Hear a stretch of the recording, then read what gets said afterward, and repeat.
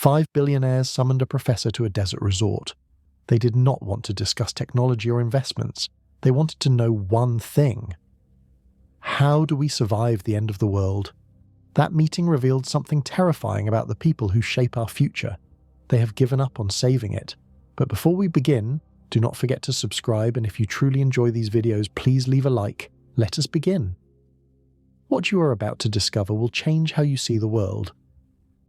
We're going to journey deep underground, into fortresses that cost more than most nations spend on their entire defense budgets. We will meet the tech titans and hedge fund kings who are quietly preparing for something they believe is coming. We will explore the science behind their fears and the conspiracies that swirl around their preparations. And we will ask the question that haunts the internet.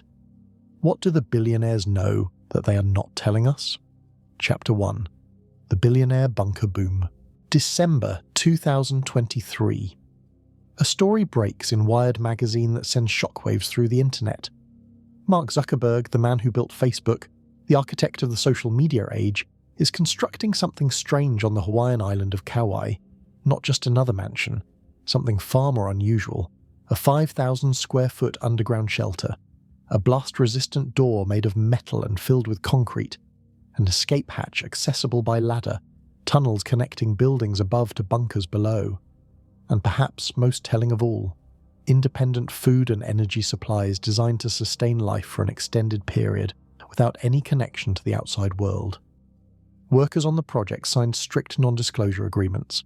Some were fired for simply mentioning the job on social media. Different construction crews worked on separate sections and were forbidden from speaking to each other. The secrecy was military grade. The question exploded across the internet like wildfire. Why is Mark Zuckerberg building a doomsday bunker? The Facebook founder was not alone. As journalists dug deeper, a pattern emerged that stretched from the Hawaiian Islands to the mountains of New Zealand, from the plains of South Dakota to the forests of Montana.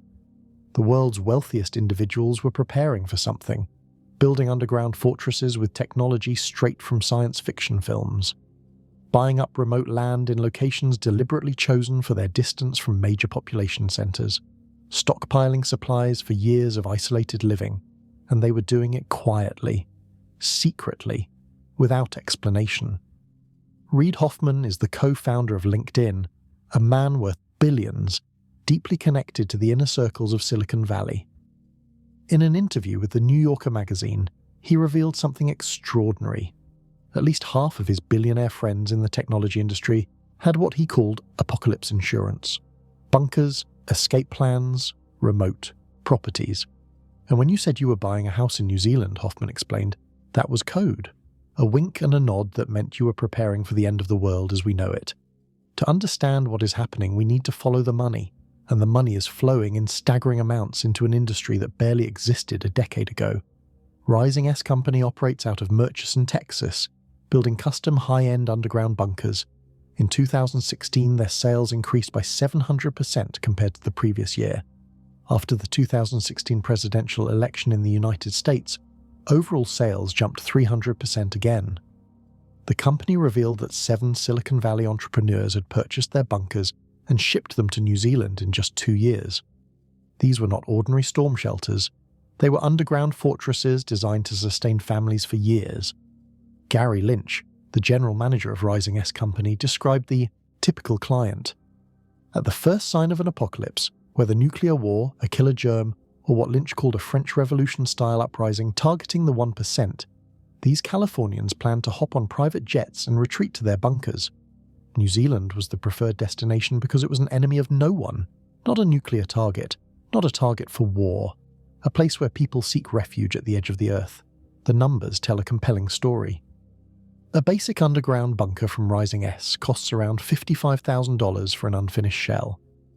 But the clients building in New Zealand and Hawaii are not interested in basic. The most premium designs exceed $9 million and include bowling alleys, swimming pools, gyms, saunas and game rooms, multiple bedrooms, climate control systems, air filtration capable of removing chemical and biological agents, water purification, power generation that can run independently for decades. Think about that for a moment. A bowling alley, underground, designed to function while the world above burns. Al Corby has spent 50 years at the forefront of secure luxury through his company SAFE, which stands for Strategically Armoured and Fortified Environments. His client list reads like a who is who of global wealth. He helped secure the 27-floor private residence in Mumbai built for Mukesh Ambani, the Indian industrialist whose home cost nearly $5 billion to construct. Today, Corby is working on projects that make even Ambani's palace look modest. One current project sits on a 200-acre wooded property somewhere in the United States. Corby will not reveal the location. The client is building what can only be described as an island fortress, with cutting-edge tactical systems that Corby calls unprecedented. Another project involves a compound for a Las Vegas casino magnate. The primary residence alone is estimated at over $200 million. The bunker beneath it is separate from that figure. These are not bunkers in the traditional sense, not the Cold War-era concrete boxes that governments built to shelter officials during nuclear attack. These are what Corby calls bespoke sanctuaries, underground luxury homes that mirror the lifestyle their owners enjoy above ground. High-end kitchens, spa-quality bathrooms, climate-controlled art galleries, home theatres, medical suites equipped like hospital operating rooms with decontamination chambers, and fully stocked pharmacies. One client, a professional golfer, installed an immersive golf simulator replicating the world's top 50 courses alongside a regulation-grade putting green. Another client, a major art collector, commissioned a climate-controlled gallery inside their bunker, protected to NBCET standards. That acronym covers nuclear, biological, chemical, electromagnetic, and technological threats. Every base covered, every scenario anticipated, the scale has shifted dramatically. Corby notes that once estates hit 9 figures, the demand changes from panic rooms to full-scale underground sanctuaries, and the features being requested stretch the imagination. Hydroponic gardens for growing food, fabrication workshops for building and repairing equipment, even holding cells and in-shelter crematoriums. Yes, crematoriums, underground, for disposal of bodies when the surface becomes uninhabitable. What kind of world are these people preparing for? The bunker building companies speak openly about what is driving demand. Naomi Corby, who heads the medical division of SAFE and is a registered nurse, points to a combination of factors. World events have shifted from political theatre to geopolitical crisis, she explains. For those with deep insight and access to elite-level intelligence, the existential implications are undeniable. They are acting accordingly. The COVID-19 pandemic gave this business a massive boost. Wealthy clients saw how quickly a microscopic virus could upend civilization, how governments struggled to respond, how supply chains collapsed, how hospitals overflowed, how social order frayed at the edges. The pandemic was a preview, a demonstration that the systems holding modern society together were more fragile than anyone wanted to believe. Then came the invasion of Ukraine in 2022. Suddenly, nuclear war was back in the headlines, not as Cold War nostalgia, but as a realistic possibility. One bunker retailer reported that in the month following the invasion, he fielded over 3,000 inquiries compared to his normal rate of fewer than 100. The phone would not stop ringing. Climate change adds another layer. Rising seas, extreme weather, crop failures, resource wars, mass migrations. The scientific projections grow more alarming with each passing year. For those who can afford it, a bunker represents insurance against a future that looks increasingly unstable. And then there is the threat that many in Silicon Valley fear most.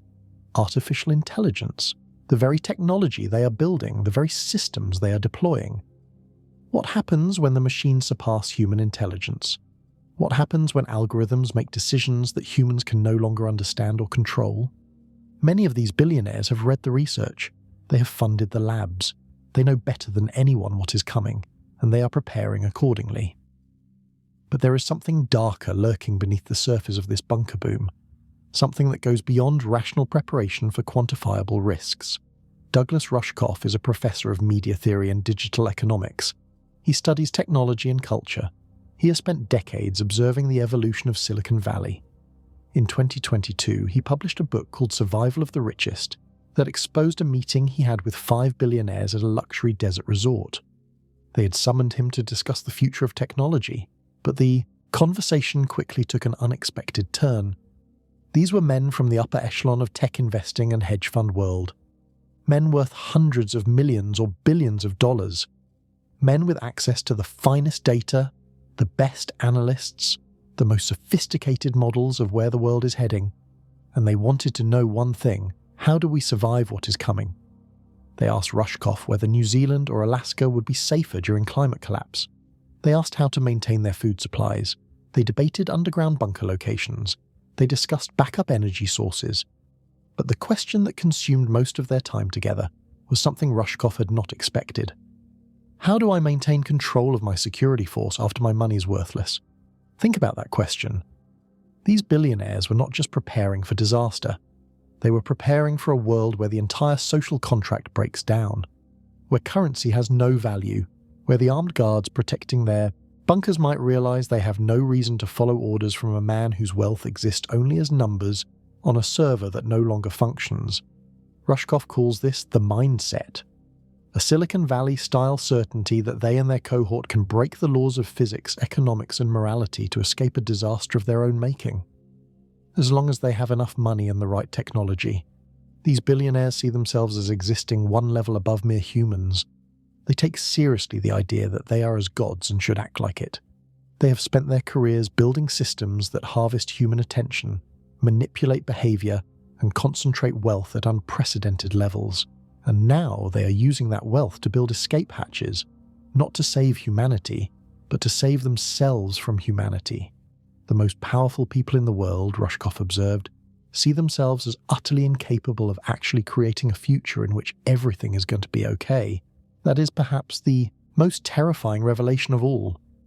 The people with the resources to address global challenges have instead concluded that those challenges are unsolvable. Rather than use their wealth and influence to prevent catastrophe, they are preparing to abandon the rest of us when it arrives. The billionaire bunkers are not just shelters, they are an admission, a confession written in concrete and steel buried beneath the earth. The people who built the systems that govern our world believe those systems are heading toward collapse, and they are getting ready to watch from underground while the rest of us burn. But what exactly are they preparing for? What scenarios keep billionaires awake at night? What do they know that has convinced them to spend hundreds of millions of dollars on underground fortresses? In the chapters that follow, we will explore the answers. We will examine the specific locations these billionaires have chosen and why. We will dive deep into the technologies that make modern bunkers possible, and we will investigate the catastrophic scenarios that justify such extreme preparation. Nuclear war, electromagnetic pulses, pandemics engineered in laboratories, solar storms that could wipe out civilization in hours, artificial intelligence that turns against its creators. Some of these threats are backed by hard science and government research. Others exist in the realm of conspiracy theory and speculation. But all of them are being taken seriously by the smartest and wealthiest people on the planet. The question is whether they know something we do not, or whether they have simply convinced themselves that running away is easier than fixing what is broken. Either way, the bunkers are being built, the supplies are being stockpiled, the escape routes are being planned, and the clock is ticking. Chapter 2: Mark Zuckerberg and the Hawaiian Fortress. The island of Kauai is the oldest of Hawaii's main islands, formed by volcanic activity roughly 5 million years ago. The locals call it the Garden Isle for its lush tropical landscape. Emerald mountains rise from the Pacific. Waterfalls cascade down cliffs carved by millennia of rain. Ancient valleys hold secrets that predate human habitation. It is a place of extraordinary natural beauty, a paradise in the truest sense of the word.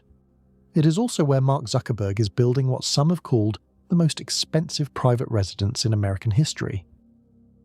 The property is called Kulau Ranch. It sprawls across more than 1,400 acres of the island's north shore. To put that in perspective, that is larger than New York's Central Park, larger than the entire Principality of Monaco, a private kingdom in the middle of the Pacific Ocean, thousands of miles from the nearest continental landmass. Zuckerberg began acquiring land on Kauai around 2014. He moved quietly at first, using shell companies to mask his identity, hiring intermediaries to negotiate purchases, buying up parcels piece by piece so that no one would realize the full scope of what he was assembling. By the time his involvement became public, He had already spent over $170 million on land acquisition alone, but the land was just the beginning.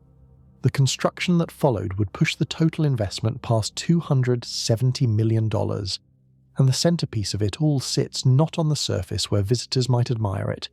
It lies buried deep beneath the Hawaiian soil. The underground shelter measures approximately 5,000 square feet.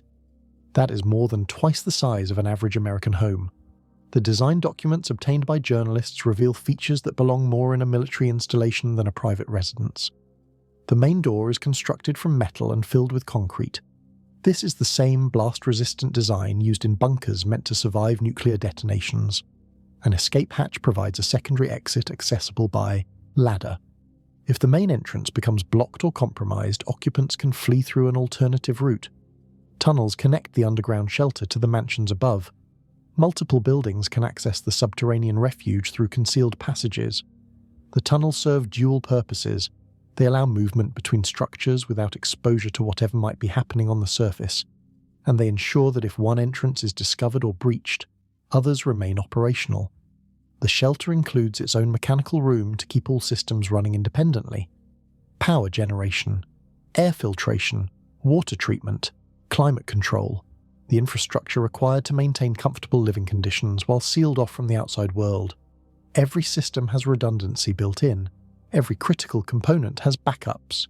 Most significant of all, the compound has its own food and energy supplies, not for days or weeks, for years. When journalists from Wired magazine published their investigation in December 2023, the response was immediate and intense. Social media exploded with speculation. What did Zuckerberg know? What was he preparing for? Why would the founder of Facebook, a man who made his fortune connecting billions of people online, be building an underground fortress designed for isolation?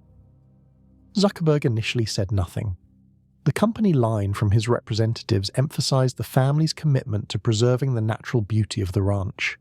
They noted that the previous development plan would have allowed 80 luxury homes to be built on the property. By purchasing it, the Zuckerbergs prevented that subdivision and kept most of the land in its natural state.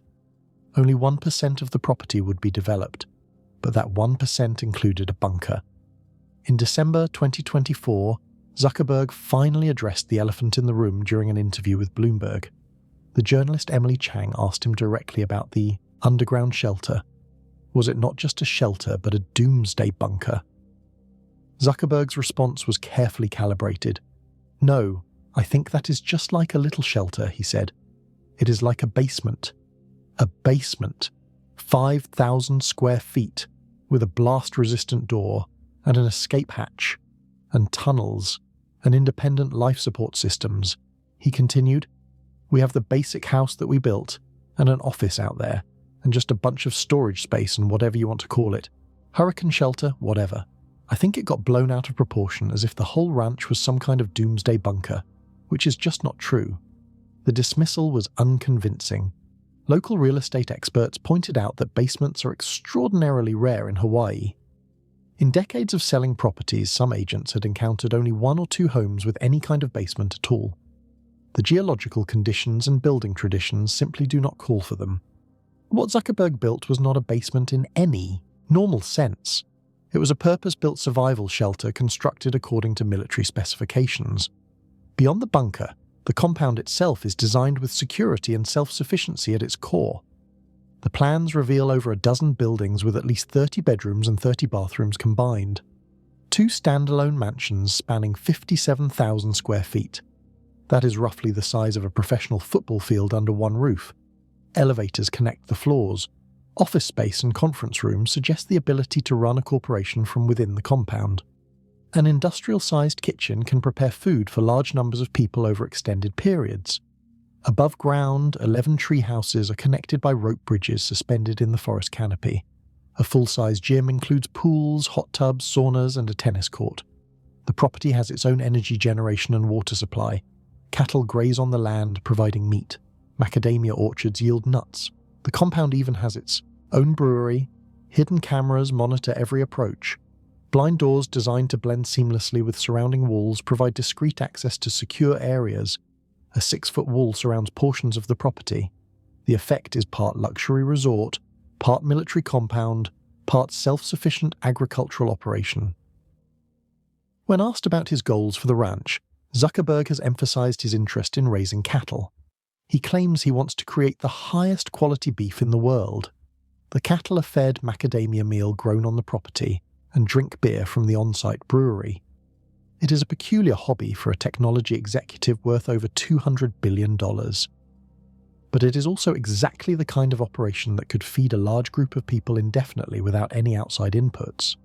The vertical integration is not about creating premium beef for restaurants. It is about creating a closed-loop food system that functions regardless of what happens beyond the compound's walls. Critics have raised uncomfortable questions about how Zuckerberg assembled his Hawaiian kingdom. The history of land ownership in Hawaii is complex and often painful.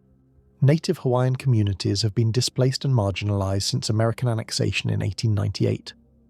Land that belonged to indigenous families for generations passed through various legal mechanisms into the hands of corporations and wealthy individuals.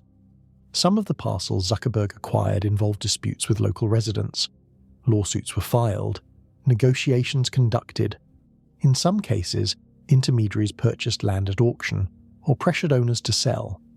While Zuckerberg's representatives maintained that all transactions were legal and properly conducted, the process left a bitter taste for many on the island. This tension reveals something important about the billionaire bunker phenomenon. These survival preparations do not exist in a vacuum.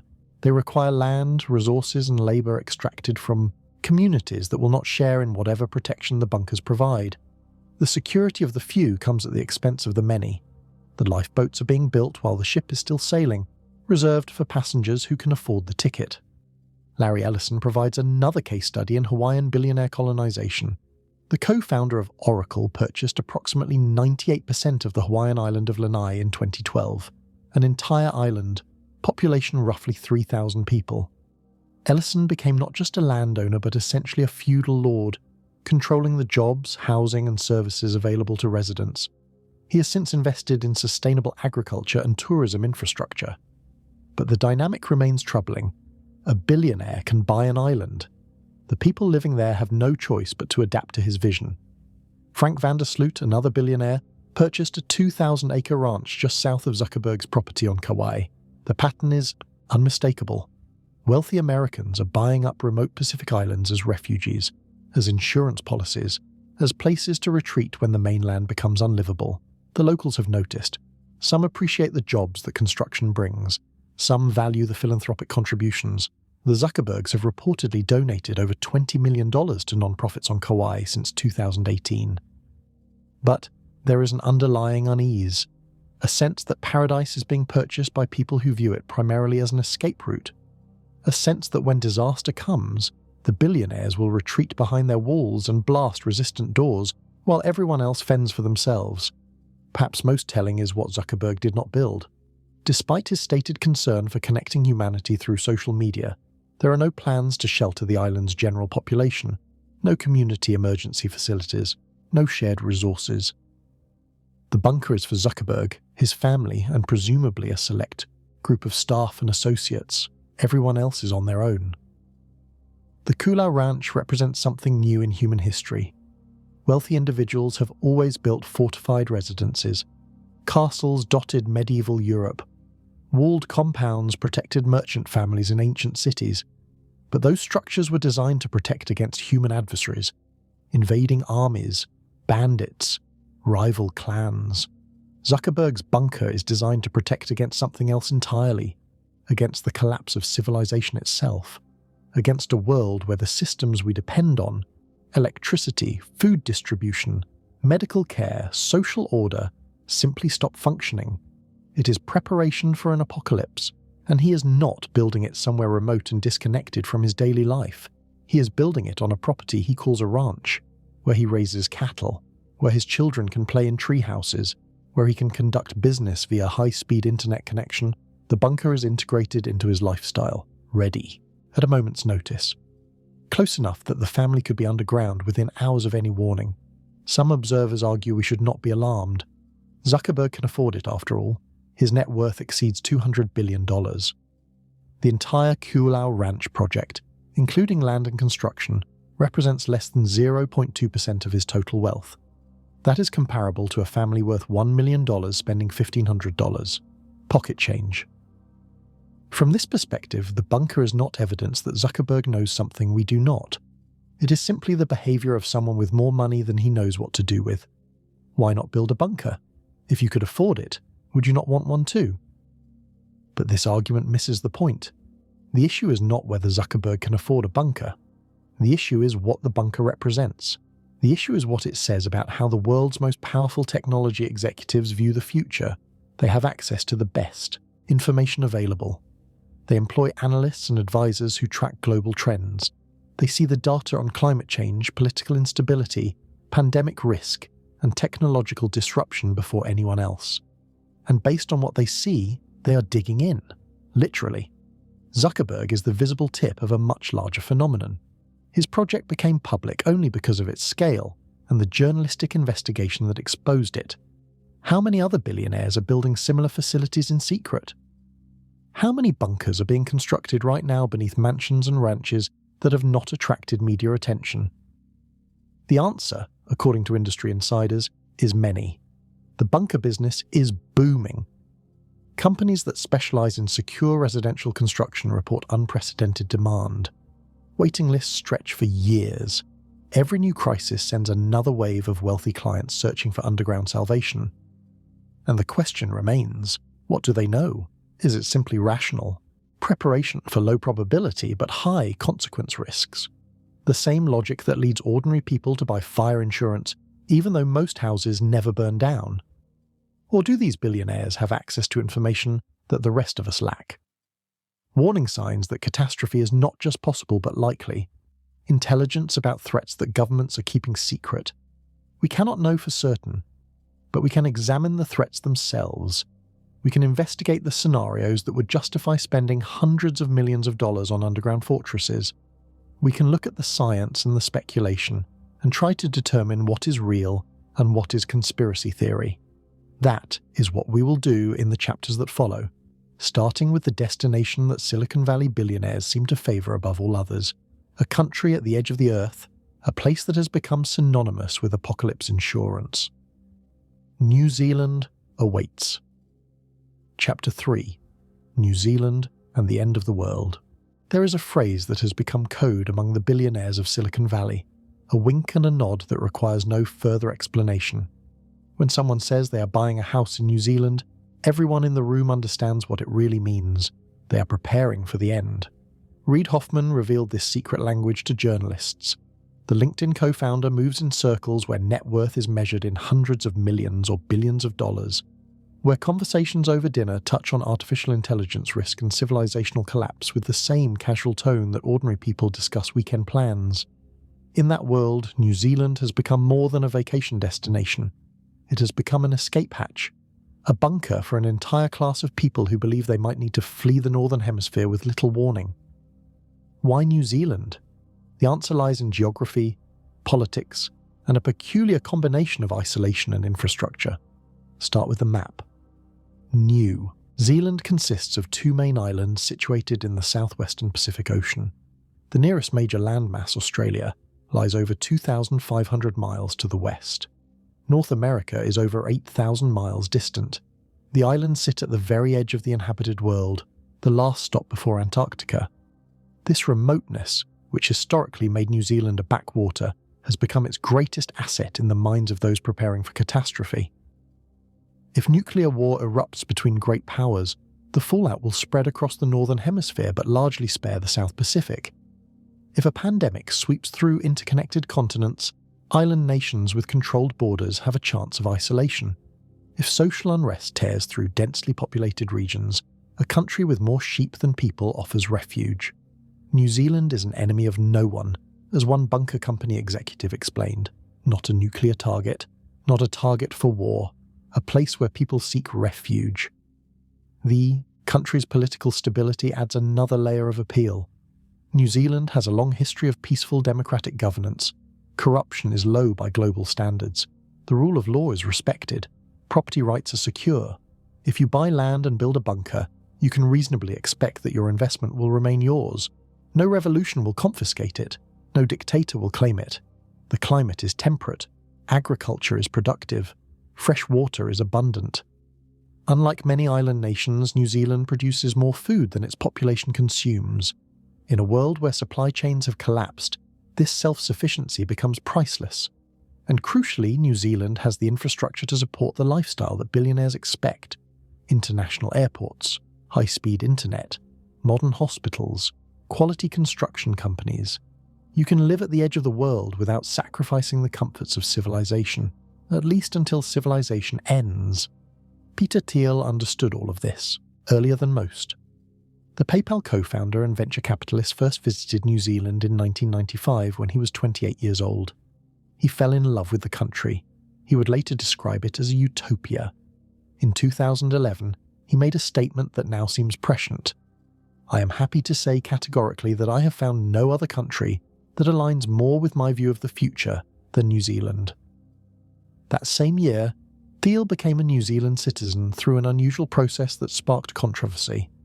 Normally, citizenship requires years of residency. Thiel had spent only 12 days in the country. But New Zealand's government granted his application, leading to accusations that citizenship was effectively for sale to the right buyer. Thiel began acquiring property. In Queenstown, he purchased a 4-bedroom home for nearly $5 million New Zealand dollars, later fitted with a panic room after a fire. The property is known locally as the Plasma House for its striking glass facade. Near the lakeside town of Wanaka, he bought 477 acres of land with views of snow-capped mountains, paying nearly $14 million. Then came his most ambitious plan. Thiel wanted to build an elaborate bunker-like compound embedded into the hillside near Lake Wanaka. The design called for a lodge stretching over 1,000 feet in length, with capacity for 24 guests, plus separate accommodation for the owner. Glass-lined walls would offer views of the landscape. Underground portions would provide protection from whatever catastrophe might unfold above. The local council rejected the proposal in 2022. Officials cited the negative impact on the surrounding natural landscape. Environmental groups had opposed the project, concerned about the precedent of allowing billionaires to carve private fortresses into protected wilderness. Thiel has not given up. The rejection did not terminate his application, merely blocked the current design. He can revise and resubmit. He can negotiate. He has the resources to outlast any opposition. And he clearly believes that a New Zealand retreat is worth the effort. Thiel is not alone. Silicon Valley entrepreneur Sam Altman, now famous as the CEO of OpenAI, has discussed his own New Zealand contingency plans. In a 2016 interview with The New Yorker, he mentioned that his backup plan for a pandemic was to fly with Thiel to Thiel's house in New Zealand. He later walked back the comment, suggesting he was joking. But the joke contained truth. Altman has spoken seriously about biological warfare as the greatest threat to civilization and suggested that people are not as scared as they should be. The numbers tell the story. Rising S Company, the Texas-based bunker manufacturer, revealed that 7 Silicon Valley entrepreneurs shipped their bunkers to New Zealand in just 2 years. These were not modest shelters, they were custom-designed fortresses, meant to sustain families through extended crises. The company installs them in secret.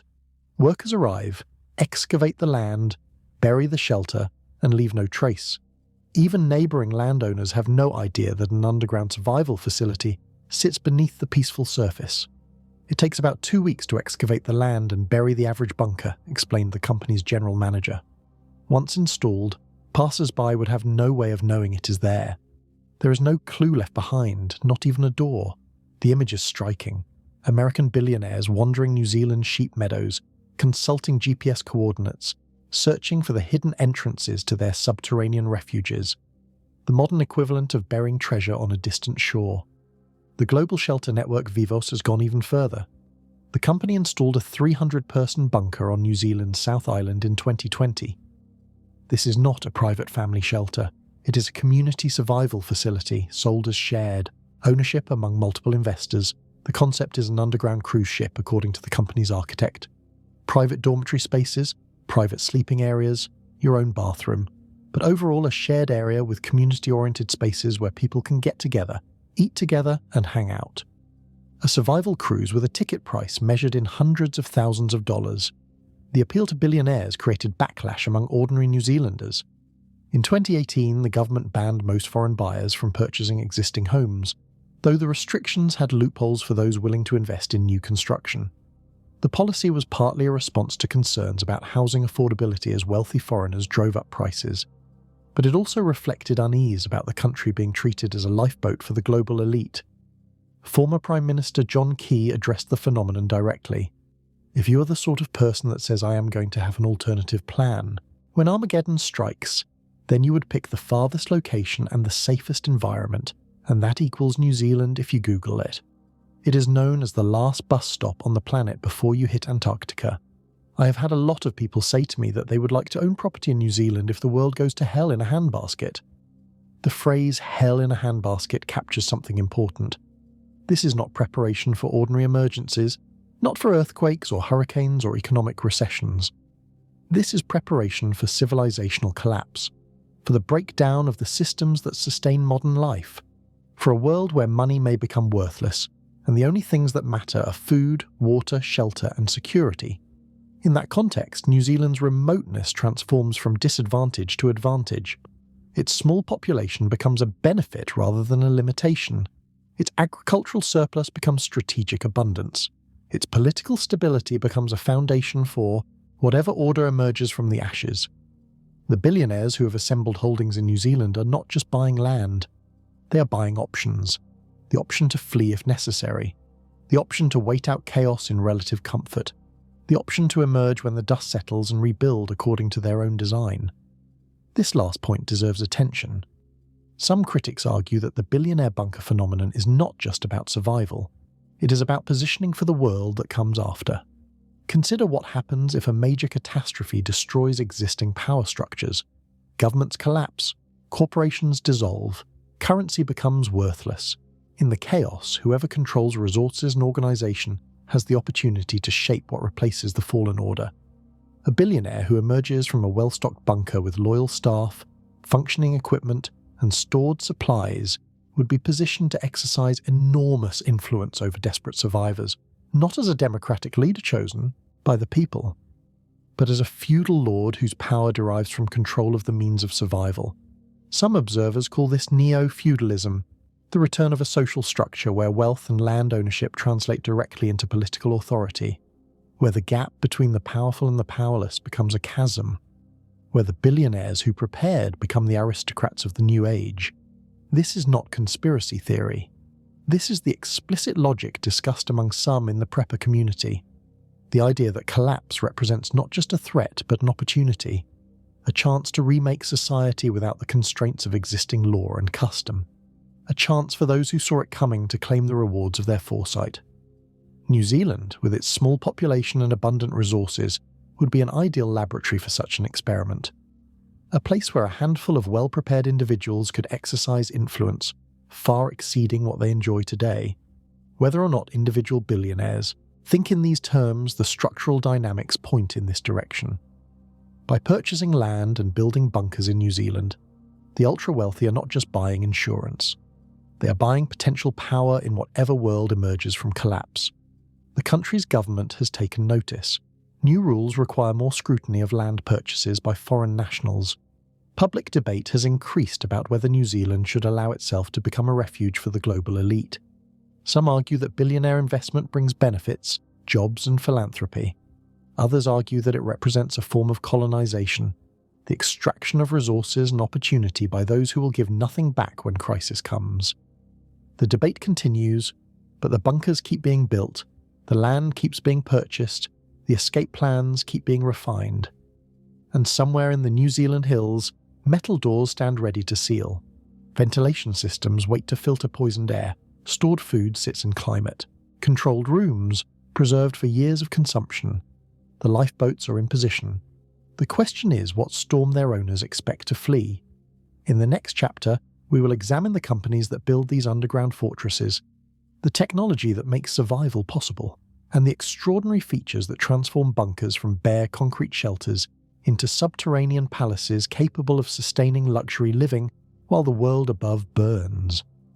Chapter 4. The companies building underground empires. In Sulphur Springs, Texas, there is a factory unlike any other. Workers in hard hats move between steel frames and welding stations. The smell of cut metal fills the air. What they are building looks something like a submarine. Cylindrical steel shells designed to withstand enormous pressure. But these vessels will never touch water. They are destined for burial, beneath mansions, beneath ranches, beneath quiet suburban lots where neighbours have no idea what lies below. This is Atlas Survival Shelters, the largest fallout shelter factory in the world, and business has never been better. The company offers a range of products for the survival-minded consumer. Entry-level shelters start around $50,000 for a basic storm shelter that can double as protection against nuclear fallout. But the high-end projects stretch into the millions. One recent installation documented on the company's website cost over $600,000. Another featured 4 bedrooms, 4 bathrooms, a hair salon and a hidden gun range. 1,200 square feet of underground luxury priced at $1 million. The installation process is surprisingly fast. A crew arrives with heavy equipment. They excavate the land, typically beneath a backyard or driveway. The prefabricated shelter is lowered into the hole and connected to utilities. Dirt is backfilled around it. Landscaping is restored. Within 2 weeks, the work is complete. The only sign that anything has changed is a concealed hatch that leads to another world. Atlas is just one player in a booming industry. Across the United States and internationally, companies compete to serve the growing market for underground protection. Each has its own approach, its own specialties, its own vision of what survival means. Rising S Company in Murchison, Texas focuses on plate steel construction that the company claims will last for generations. Their bunkers are designed to hold a minimum of 1 year's worth of food per resident. The structures can withstand earthquakes, nuclear blasts, and the long-term environmental conditions that might follow global catastrophe. The company's most premium design, called the Aristocrat, exceeds $9 million and includes a bowling alley, swimming pool, gym, sauna, and game room. Rising S has delivered approximately 10 private bunkers to New Zealand in recent years. The installation process is conducted in complete secrecy. Once buried, the shelters leave no visible trace. The owners can walk their property knowing that beneath the pastoral surface lies an underground fortress. The Survival Condo project in Kansas represents perhaps the most ambitious civilian bunker development ever undertaken. The company purchased a decommissioned Atlas F missile silo, one of the facilities the United States Army Corps of Engineers built during the Cold War to house intercontinental ballistic missiles. These structures were designed to survive nuclear attack and launch retaliatory strikes. They were built to military specifications with reinforced concrete walls 9 feet thick. Survival Condo converted the silo into luxury condominiums stacked 15 floors deep beneath the Kansas plains. The development includes all the amenities of a high-end residential building, plus features unique to its survival mission: an indoor pool, a rock-climbing wall, a shooting range, a dog-walking park underground, a library, a theatre, a bar, a fitness centre. Medical facilities. The engineering is remarkable.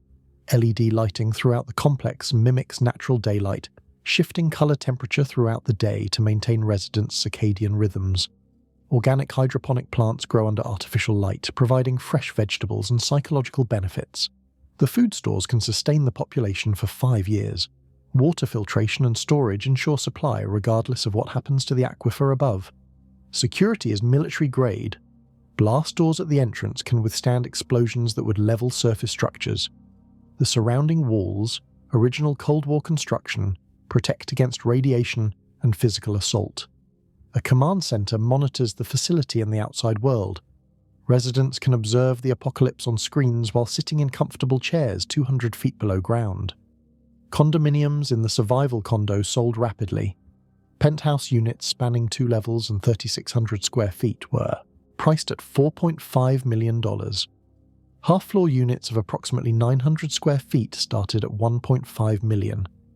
The waiting list filled with hedge fund managers, tech executives, and celebrities whose names the company declines to reveal. The Oppidum in the Czech Republic claims to be the largest billionaire bunker in the world. The facility began as a classified project during the Cold War, a joint venture between the Soviet Union and Czechoslovakia.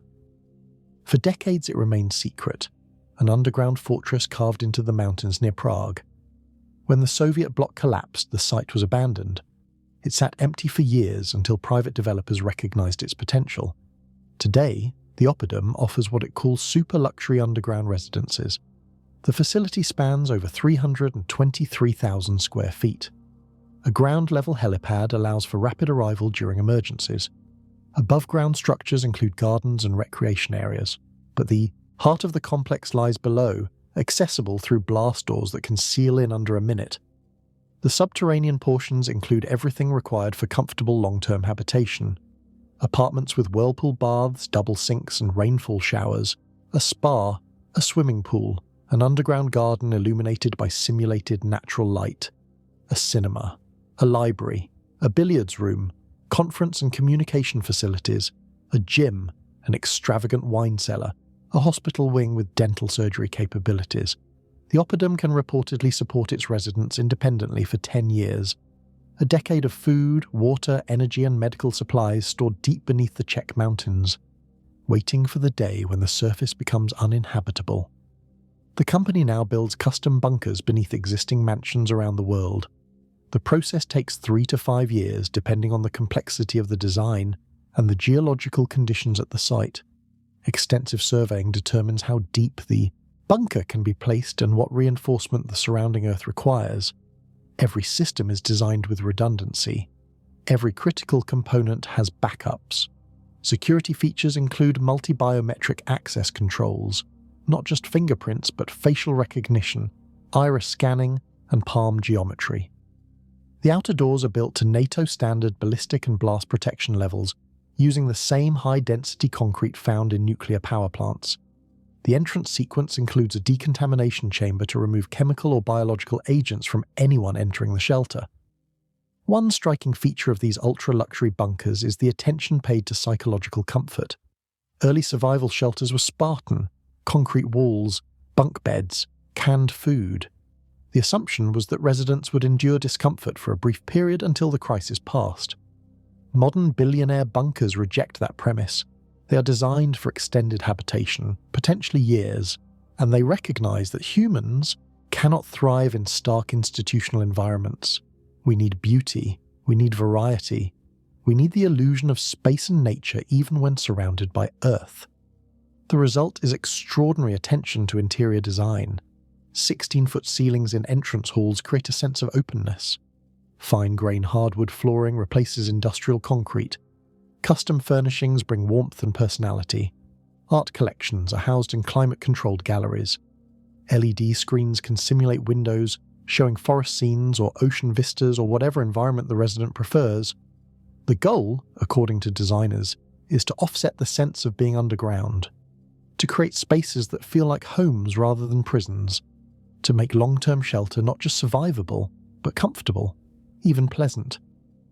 Some clients take the customization to extremes. One Oppidum customer commissioned a park ferme, an underground garage built to museum security standards for housing a luxury car collection. Another rising client requested an underground museum with multiple secret doors leading to an inner sanctum housing extremely rare collectible cards worth $250,000 each, with the card designs ornately carved into the display cabinetry. Creative Home Engineering in Arizona specializes in concealment. Their work focuses on the entrances to secure spaces, making them invisible to anyone who does not know where to look. One recent project involved a working rotating fireplace that swivels to reveal the underground entrance to a shooting range. Another transformed an old British telephone booth into a secret passage. Enter the right code on the keypad and the glass windows turn opaque. The back wall slides open to reveal a slide. Yes, a slide, leading to a secure basement complex that includes a flight simulator and a shark tank. These are not shelter companies in the traditional sense. They are architects of fantasy, designers who translate billionaire dreams into underground reality. No request is too strange, no feature too extravagant. The only limits are imagination and budget, and the budgets are enormous. Safe, the company led by Al Corby, recently announced plans for a project called Airy. The name references the resting place of birds of prey, an appropriate metaphor for structures designed to house the global elite above the chaos below. AIRI will be a network of luxurious residential bunkers across 50 United States cities, with 1,000 affiliate locations planned worldwide. The first facility will open in Virginia near Washington, D.C. Construction is estimated at $300 million. The facility will house 625 of the world's wealthiest people in the event of global disaster. Individual bunkers within the network will cost up to $20 million each. The amenities rival 5-star hotels, AI-powered medical care and wellness programs, gourmet dining facilities, indoor swimming pools, and something called SIF-compliant environments. SIF stands for Sensitive Compartmented Information Facility, the most secure spaces used by intelligence agencies to protect classified materials. The implication is that AIRI residents will have access to information and communication capabilities equivalent to those available to government officials. A taster experience of AIRI will be available in 2026. Full completion will take several more years. But the message is clear. The billionaire bunker is no longer a curiosity or an eccentricity. It is becoming an asset class, a standard component of the ultra-high net worth portfolio. And as these facilities proliferate, they raise uncomfortable questions. What kind of society are we building when the richest members are constructing elaborate escape routes? What does it say about their faith in the systems they helped create? What obligations do they have to the communities that made their wealth possible, communities they apparently plan to abandon at the first sign of serious trouble? The companies building bunkers have no answers to these questions. They are in the business of serving clients, not solving social problems. If billionaires want underground fortresses, someone will build them. The market responds to demand. But perhaps the most important question is what these clients are preparing for. What scenarios justify spending tens or hundreds of millions of dollars on underground survival facilities? What keeps the world's most powerful people awake at night? In the chapters that follow, we will examine the threats, real and imagined, scientific and speculative, the nightmares that drive billionaires underground. We begin with the fear that haunted the Cold War and has returned with new intensity in recent years, the fear of nuclear fire. Chapter 5. What do they know that we do not? The question burns across the internet every time a new billionaire bunker story breaks. What do they know? What information do the ultra-wealthy have access to that ordinary people lack? Is their frantic construction of underground fortresses evidence of secret knowledge about impending catastrophe? The question assumes a premise: that billionaires have special insight into the future, that their wealth and connections grant them access to intelligence unavailable to the general public, that somewhere, in classified briefings or private consultations, they have learned something terrible about what is coming. It is a seductive idea. It transforms the bunker phenomenon from a curiosity into a warning. It suggests that the smartest and most successful people on the planet have calculated the odds and concluded that civilization is doomed. If we only knew what they know, we too would be digging. But is it true? Let us examine what billionaires actually know, and what they believe they know, and whether either justifies the extraordinary preparations they are making. Douglas Rushkoff is one of the few outsiders who has been invited into the inner circle. When 5 billionaires summoned him to a desert resort to discuss the future, he expected a typical technology conference. Instead, he found himself in a room with men who were convinced that catastrophe was inevitable. They called it simply the event, a term that covered everything from nuclear war to pandemic, to climate collapse, to artificial intelligence running amok. These were not stupid people. They had built fortunes by identifying trends before others saw them. They had access to the finest data analysts, the best research, the most sophisticated models of where the world was heading. And they had concluded that the models pointed toward disaster. But here is the critical observation. Rushkoff noticed that their analysis was not based on secret intelligence. They were not privy to classified government reports or hidden scientific findings. They were simply taking publicly available information and following it to logical conclusions. Climate change? The scientific consensus is clear and has been for decades. The planet is warming, sea levels are rising, extreme weather is intensifying, agricultural patterns are shifting. If current trends continue, billions of people will face displacement, famine, and conflict over increasingly scarce resources. Nuclear proliferation? More nations possess nuclear weapons than at any time in history. Regional conflicts threaten to escalate. The mechanisms that prevented Great Power War during the Cold War have eroded. A miscalculation or a deliberate strike could unleash destruction that would make World War II look like a skirmish. Pandemic risk? COVID-19 demonstrated how quickly a novel pathogen could spread across the globe and how poorly prepared societies were to respond. And COVID was relatively mild compared to what might emerge from natural evolution or deliberate engineering in laboratories that grow more capable each year. Artificial intelligence? The technology is advancing faster than our ability to understand or control it. Systems are being deployed that their creators cannot fully explain. The possibility of AI pursuing goals misaligned with human welfare is not science fiction. It is a subject of serious research by the very companies developing these technologies. Economic instability. Financial systems have grown so complex that no one fully understands them. Debt levels are unprecedented. Inequality has reached levels not seen since the Gilded Age. The social contract frays as trust in institutions collapses. Social and political breakdown. Democracies are struggling. Authoritarian movements are rising. Information environments have become so polluted that shared reality seems impossible. Societies are fragmenting into tribes that can no longer communicate across the divide. None of this is secret. All of it is discussed openly in academic journals, government reports, and mainstream media. The billionaires preparing for apocalypse are not relying on hidden knowledge. They are simply taking common knowledge seriously. And perhaps that is the most troubling insight of all. It is not that they know something we do not. It is that they believe what they know while the rest of us look away. Naomi Corby of SAFE captured this dynamic perfectly. For those with deep insight and access to elite-level intelligence, the existential implications are undeniable. They are acting accordingly.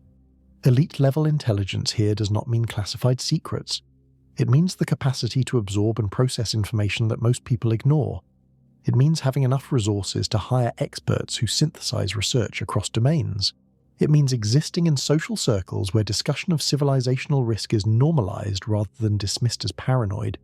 The average person encounters the same information: climate reports, pandemic preparedness warnings, nuclear proliferation studies, AI safety concerns.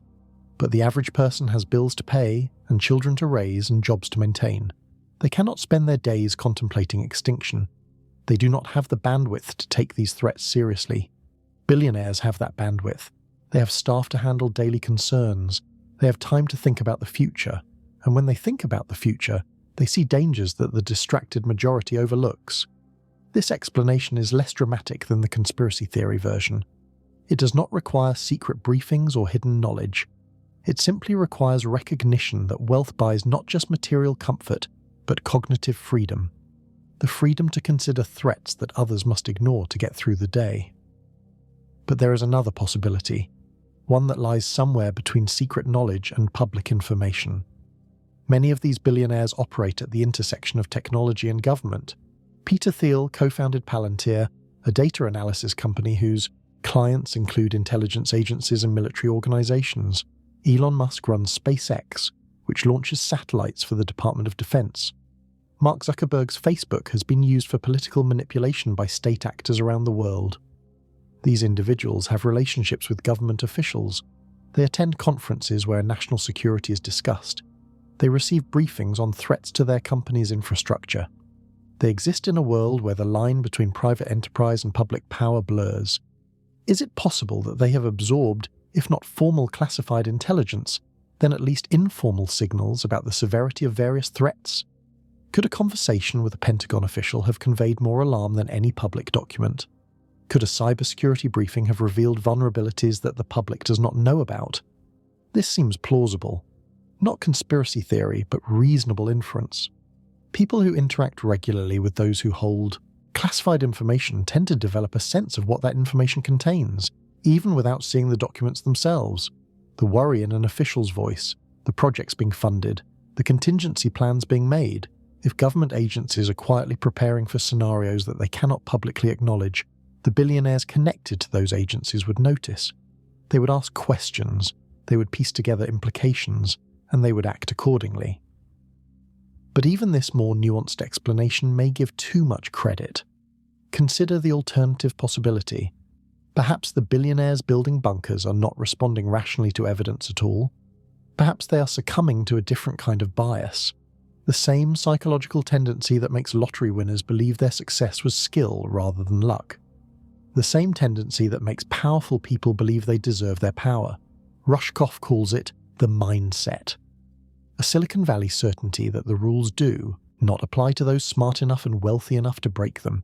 The belief that any problem can be solved with enough technology and money.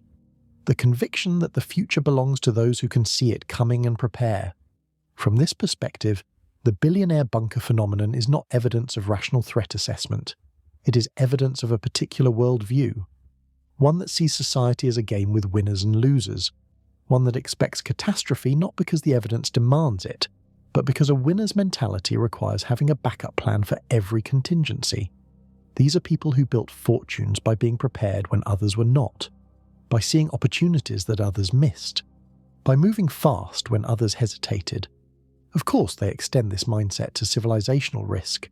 Of course they build bunkers. It is what winners do.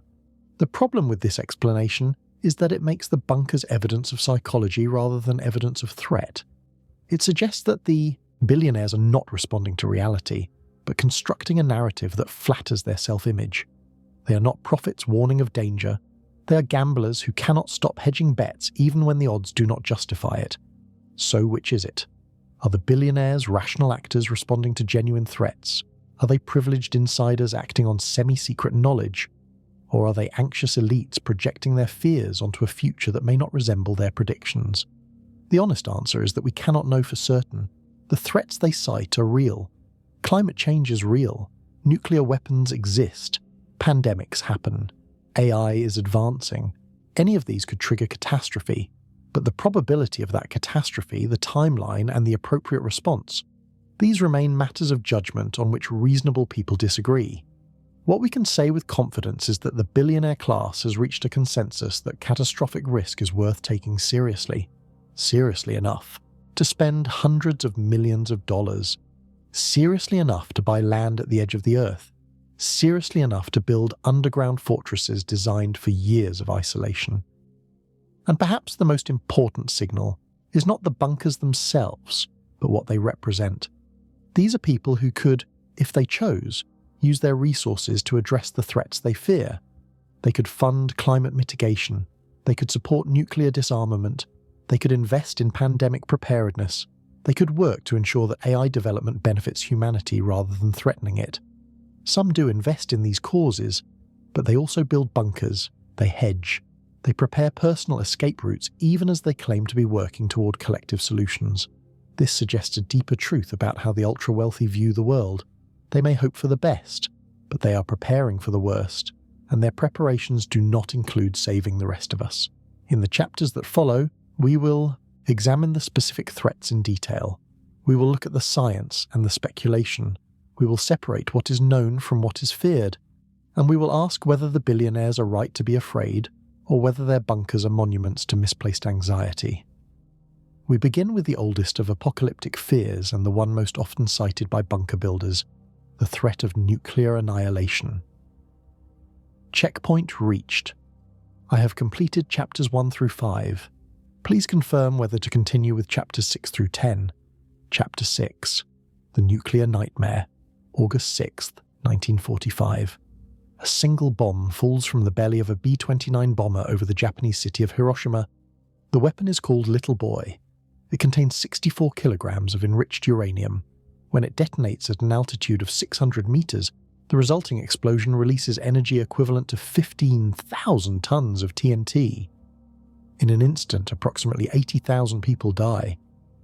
Buildings within a radius of 1 mile simply cease to exist. Fires rage across the city. Those who survive the initial blast face radiation sickness, burns, and injuries that will claim tens of thousands more lives in the weeks and months that follow. 3 days later, a second bomb falls on Nagasaki. This one is called Fat Man. It uses plutonium rather than uranium and produces an even larger explosion. Another 40,000 dead immediately. Another city reduced to ash and rubble. The atomic age had begun, and with it, a new category of fear entered human consciousness. the fear that we had created the means of our own extinction. Today, nearly 80 years later, that fear has not diminished. It has grown. The bombs dropped on Japan were primitive by modern standards. The weapons in current nuclear arsenals are orders of magnitude more powerful. A single modern thermonuclear warhead can release energy equivalent to millions of tons of TNT. A single submarine can carry enough warheads to destroy dozens of cities. A single decision by a head of state can end civilization. 9 countries possess nuclear weapons. The United States and Russia maintain the largest arsenals, each with thousands of warheads capable of reaching any point on the globe within 30 minutes. China, France, the United Kingdom, India, Pakistan, Israel, and North Korea hold smaller but still devastating stockpiles. The total number of nuclear weapons in the world exceeds 12,000. During the Cold War, the doctrine of mutually assured destruction maintained an uneasy peace. Both superpowers understood that a nuclear attack would trigger retaliation in kind. No one could win, therefore no one would attack. The logic was terrifying but effective. The weapons were never used, but the conditions that made deterrence work have eroded. New nuclear powers do not follow the same rules. Regional conflicts threaten to escalate beyond control. Communication channels between adversaries have degraded. Trust has collapsed, and the weapons remain, ready, waiting. In February 2022, Russia invaded Ukraine. Within days, Russian officials were making thinly veiled threats about nuclear use. The conflict brought great power confrontation closer than at any time since the Cuban Missile Crisis of 1962. Suddenly, the abstract possibility of nuclear war became concrete and immediate. Bunker builders reported a surge in inquiries. One company claimed that in the month following the invasion, they received over 3,000 calls compared to their usual rate of fewer than 100. The phone did not stop ringing for weeks. The appeal of underground shelter in a nuclear scenario is obvious. The immediate effects of a nuclear detonation are blast, heat, and radiation. All three diminish rapidly with distance and shielding. A well-designed bunker, buried deep enough and reinforced with sufficient concrete and steel, can protect occupants from all three. The bunkers being built for billionaires incorporate designs proven during decades of Cold War research. Blast-resistant doors can withstand overpressure that would flatten surface structures. Earth and concrete absorb radiation. Air filtration systems remove radioactive particles. Water purification eliminates contamination. But the immediate effects of nuclear weapons are only part of the threat. The longer-term consequences are what make nuclear war an extinction-level risk. Nuclear winter is a theoretical climate phenomenon that has been studied since the 1980s. The basic mechanism is straightforward. Nuclear detonations, particularly over cities, would ignite massive fires. Those fires would inject enormous quantities of soot and smoke into the upper atmosphere. The particles would spread globally and block sunlight for months or years. The result would be a dramatic drop in global temperatures, agricultural collapse on a massive scale, widespread famine affecting billions of people. Even regions far from the sites of nuclear explosions would suffer catastrophic consequences. Research continues to refine our understanding of nuclear winter. Some models suggest that even a limited nuclear exchange, say between India and Pakistan, could produce enough smoke to disrupt global agriculture. A full-scale exchange between the United States and Russia could plunge the planet into conditions not seen since the last ice age. In such a scenario, survival would require more than 2 weeks in a basement. It would require years of self-sufficiency. Food stores to last until agriculture could resume. Energy systems to function without external inputs. Medical facilities to handle injuries and illness without access to hospitals. Security to protect against desperate survivors who lacked such preparations. This is precisely what the billionaire bunkers are designed to provide. Not shelter from a single bomb, but survival through the collapse of civilization that would follow a nuclear war. The bunkers are built for the long emergency, for a world where supply chains no longer exist, where governments have fallen, where the only law is what can be enforced by those with resources. The Cold War produced extensive government planning for continuity of operations. Secret facilities were constructed to house leadership and essential personnel during and after a nuclear attack. The Greenbrier Resort in West Virginia concealed a massive bunker designed to shelter the United States Congress. Raven Rock Mountain Complex in Pennsylvania, sometimes called the Underground Pentagon, was built to ensure military command could survive a first strike. These facilities were designed for weeks or months of occupancy. They assumed that some semblance of government would eventually emerge to take charge of recovery. They were part of a larger system of civil defence that included public shelters, evacuation plans, and communication networks. That system has largely atrophied. Government bunkers still exist, but many have been decommissioned or allowed to deteriorate. Civil defence programs were dismantled after the Cold War ended. The assumption was that nuclear war had become so unlikely that preparation was unnecessary. The billionaires building bunkers have reached a different conclusion. They see a world where nuclear risk is increasing rather than decreasing, where proliferation continues, where regional conflicts threaten to draw in great powers, where deterrence may fail, and they are preparing accordingly, not as part of a government program, not as members of a coordinated civil defence system, but as individuals protecting their own families and staff. There is a word for this approach. It is called abandonment. The wealthy are preparing to abandon the societies that made their wealth possible. They are building lifeboats for themselves while the ship heads toward the iceberg. But there is another nuclear scenario that the bunkers are designed to address, one that does not involve mushroom clouds over cities, one that is in some ways even more insidious: the electromagnetic pulse. When a nuclear weapon detonates at high altitude, 30 kilometers or more above the Earth's surface, it produces a burst of electromagnetic radiation that can damage or destroy electronic systems over an enormous area. A single weapon detonated at the right altitude over the center of the United States could affect the entire continental landmass. The immediate effects of a high-altitude electromagnetic pulse, or HEMP, are disruption of electronic systems. Computers crash. Communication networks fail. Control systems for power plants, water treatment facilities, and transportation networks stop functioning. The critical vulnerability is the electrical grid. Modern grids depend on large transformers to step voltage up and down for efficient transmission. These transformers are expensive, difficult to manufacture, and impossible to repair in the field.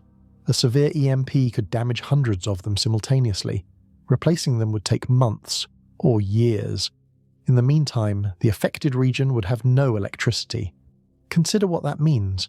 No refrigeration, no pumped water, no sewage treatment, no traffic signals, no operating rooms, no fuel pumps at gas stations, no electronic payment systems, no internet, no cell phones, no television or radio except battery-powered receivers.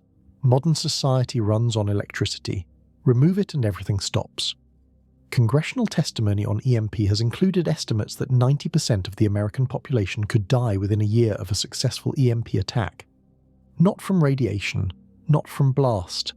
From starvation, disease, and societal collapse as the systems we depend on simply cease to function. The billionaire bunkers are hardened against EMP, their electronic systems are shielded, their power generation is independent of the grid, their communication, equipment is protected. They are designed to remain functional islands in a sea of darkness. For those inside, life would continue in relative comfort. For everyone else, the EMP would be the beginning of the end. The nuclear threat is real. The weapons exist. The delivery systems are deployed. The geopolitical tensions are rising.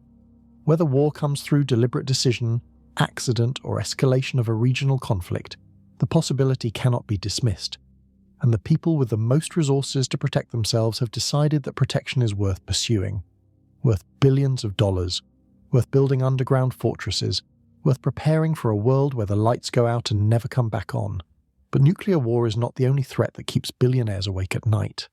There is another force that could destroy civilization, one that requires no human decision, no geopolitical miscalculation, no terrorist plot, a force as old as the solar system itself, the sun.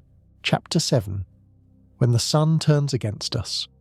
September 1st, 1859. A quiet morning in the English town of Redhill. The amateur astronomer Richard Carrington sits in his private observatory, projecting an image of the sun onto a screen to study the dark patches called sunspots. The technology is simple. A telescope aimed at the sun, a white surface to catch the projected image, a careful hand to sketch what he sees. At approximately 11 in the morning, Carrington witnesses something that has never been recorded before. A sudden flash of intense white light erupts from the region of the sunspots. Two brilliant points of illumination that last for about 5 minutes before fading. Carrington is bewildered. He has no framework to understand what he has just observed. 17 hours later, the night sky over North America explodes with colour. Auroras, the northern lights typically visible only in polar regions, stretch as far south as Colombia and Cuba. In the Caribbean, the sky glows red and green and purple. In Colorado, gold miners wake at 1 a.m. convinced that dawn has arrived. In the northeastern United States, people read newspapers by the light of the aurora alone. The entire hemisphere is bathed in an unearthly glow, and then the telegraph system, the high technology of the era, begins to fail. Operators report sparks flying from their equipment. Telegraph paper catches fire. Some operators receive severe electrical shocks. Lines that depend on battery power begin transmitting on their own, powered by currents induced from the atmosphere. The global communication network of 1859, primitive as it was, has been overwhelmed by forces beyond human control. The event would later bear Carrington's name. He had witnessed the cause, a solar flare of unprecedented magnitude, accompanied by what we now call a coronal mass ejection, a massive eruption of plasma and magnetic field from the sun's surface racing toward Earth at millions of miles per hour. The Carrington event remains the largest recorded geomagnetic storm in history, and it happened when human technology consisted of little more than telegraph wires. What would happen if such an event occurred today? The answer keeps physicists, electrical engineers, and security officials awake at night. It is a threat that does not require hostile actors, does not depend on geopolitical tensions, cannot be prevented by treaties or deterred by military power. It is simply the sun doing what the sun does. Our modern world runs on electricity, and the electrical grid is extraordinarily vulnerable to geomagnetic disturbances. When a coronal mass ejection strikes Earth's magnetosphere, it induces electrical currents in any long conductor.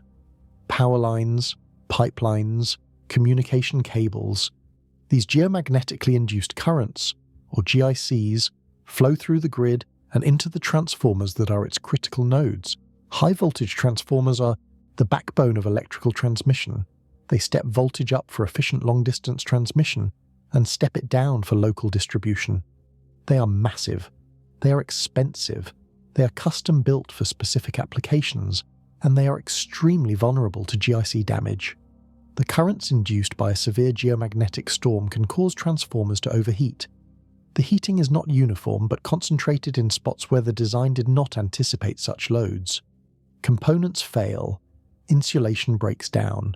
In severe cases, transformers can catch fire or simply cease to function. Here is the problem. The United States has approximately 2,000 large transformers in its high-voltage grid. These transformers are not manufactured domestically.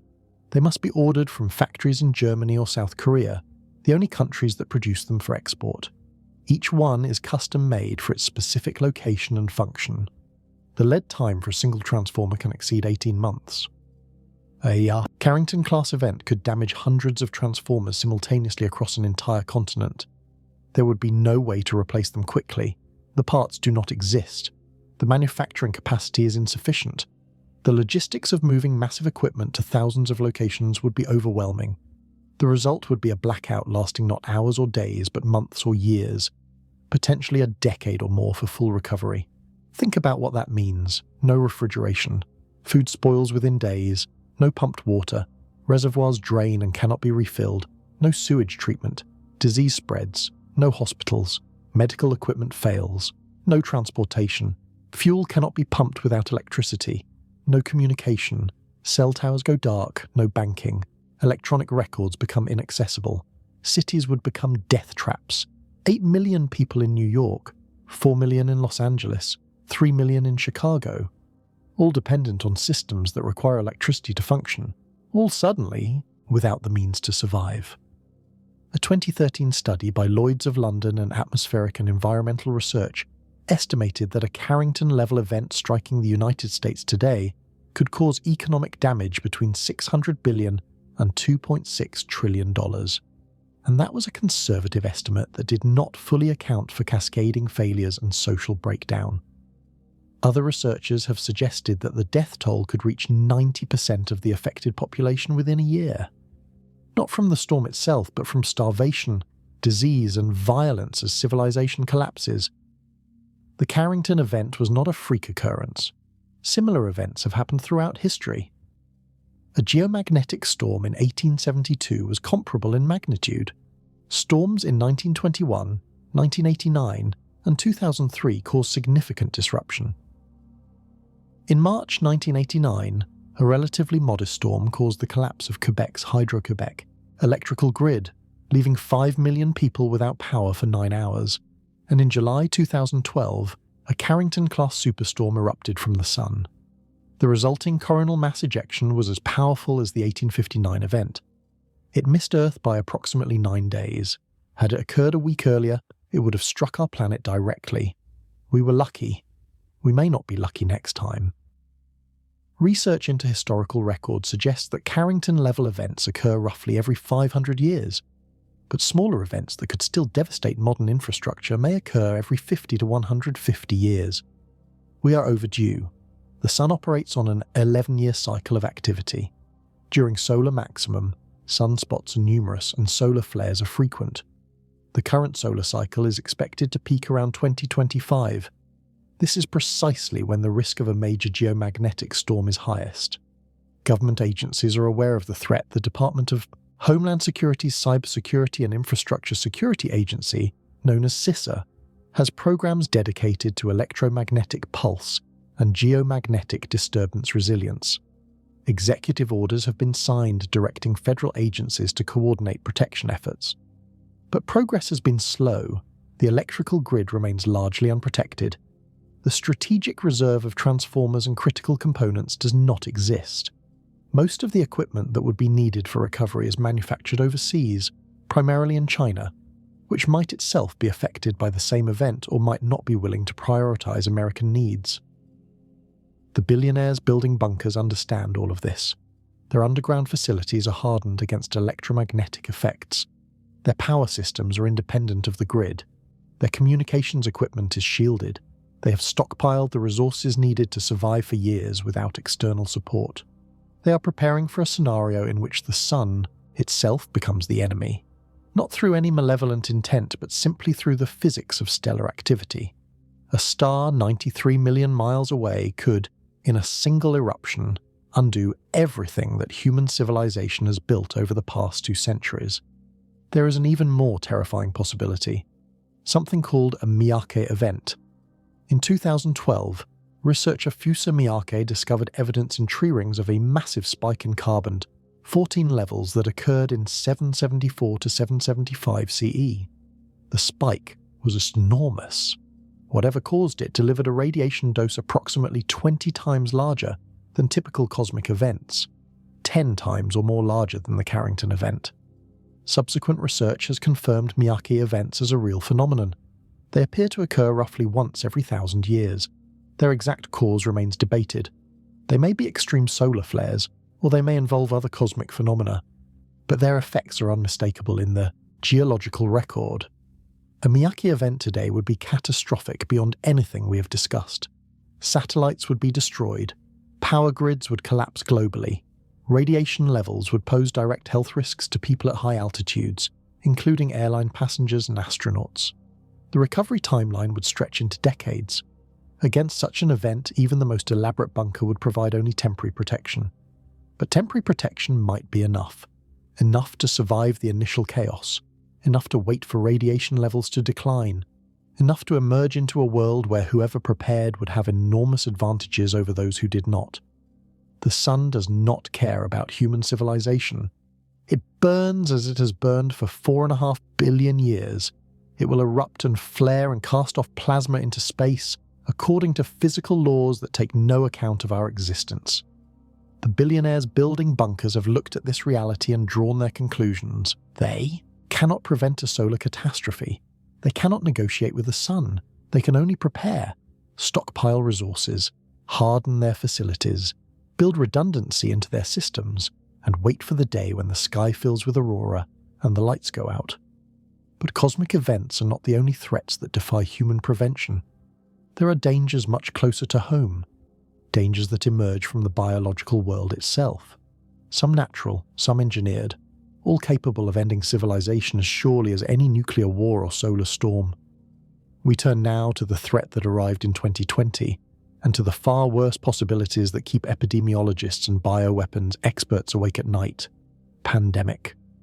Chapter 8: Pandemic and Biological Warfare, January 2020. A novel coronavirus emerges from the city of Wuhan in central China. Within weeks, it has spread to neighbouring countries. Within months, it circles the globe. By March, the World Health Organization declares a pandemic. Economies shutter, borders close, hospitals overflow, the death toll begins to climb. Over the next 3 years, COVID-19 kills millions of people worldwide. Estimates vary widely, but excess mortality suggests the true toll may exceed 20 million lives lost. The global economy contracts by trillions of dollars. Supply chains collapse. Social isolation frays mental health. Political divisions deepen as populations argue about vaccines, masks, and lockdowns. And through it all, the billionaires were watching, learning, drawing conclusions. COVID was a preview, a demonstration of what a pandemic can do to modern society. But it was also, in epidemiological terms, relatively mild. The fatality rate was measured in single-digit percentages. Most people who contracted the virus recovered. The young and healthy faced minimal risk. Medical systems, though overwhelmed in places, did not completely collapse. What if the next pandemic is worse? History offers sobering precedents. The Black Death of the 14th century killed approximately 1/3 of Europe's population. The Spanish flu of 1918 killed an estimated 50 million people, perhaps more. Smallpox, measles, and typhus devastated indigenous populations when European explorers carried them to the Americas. These were natural outbreaks, pathogens that evolved through random mutation and jumped from animals to humans through ordinary mechanisms of disease transmission. They required no malicious intent. They simply happened as part of the ongoing dance between humans and microbes. But we now live in an era where pathogens can be engineered. Biotechnology has advanced exponentially over the past 3 decades. The Human Genome Project, completed in 2003, cost approximately $3 billion and took 13 years. Today, a human genome can be sequenced for under $1,000 in less than a day. Gene editing tools like CRISPR allow precise modification of DNA with equipment that fits on a laboratory bench. These advances bring enormous benefits: new medical treatments, agricultural improvements, scientific understanding of life itself. But they also create risks that previous generations never faced.